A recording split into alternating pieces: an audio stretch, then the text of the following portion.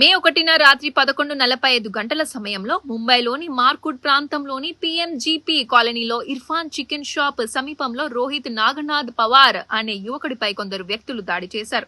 ఈ దాడిలో కొడవలి అతడి తల పుర్రె ఎడమ వైపున దిగింది. అయితే స్పృహ కోల్పోని రోహిత్ వెంటనే తనలో దిగిన కొడవలితో స్వయంగా నడుచుకుంటూ సియోన్లోని ప్రభుత్వ ఆసుపత్రికి చేరుకున్నాడు. వైద్య సహాయం కోసం వేచి ఉన్న రోహిత్ ఫోన్ స్క్రోల్ చేసుకుంటూ ఆసుపత్రి ప్రాంగణంలో నిలబడి కనిపించాడు.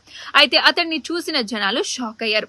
ఆసుపత్రి సిబ్బంది కూడా తక్షణ చికిత్స అందించకుండా రోహిత్ ను నిలబెట్టి ఉంచడం వీడియోలో చూడొచ్చు. కొద్దిసేపటి తర్వాత రోహిత్ ను లోకమాన్య తిలక్ మున్సిపల్ జనరల్ ఆసుపత్రిలో చేర్చారు. అతడి తలలో ఇరుక్కున్న కొడవలిని బయటకు తీసేందుకు అక్కడి డాక్టర్లు క్లిష్టమైన సర్జరీ నిర్వహించారు.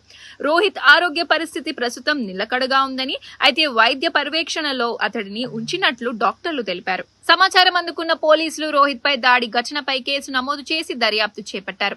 నిందితులైన 3 మైనర్ బాలురను అరెస్ట్ చేశారు. గతంలో రోహిత్ కు గౌతమ్ అనే యువకుడితో వివాదం ఉంది. ఈ గొడవ నేపథ్యంలో 3 మైనర్లు రోహిత్ పై దాడి చేశారు. కాగా రోహిత్ ప్రాణాలతో బయటపడడానికి కారణం కత్తి దూసుకెళ్లిన ప్రదేశమే కారణమని డాక్టర్లు చెప్పారు. చర్మం, కండరాలు, పుర్రె ఎముక, మెదడును కప్పి ఉంచే పొరల గుండా కత్తి దూసుకెళ్లడం వల్ల మెదడులోని అన్ని కీలక ప్రాంతాలకు తృప్తిలో ప్రమాదం తప్పిందన్నారు. అందుకే రోహిత్ పూర్తి స్పృహలో ఉన్నాడని, స్పష్టంగా మాట్లాడుతున్నాడని వారు తెలిపారు.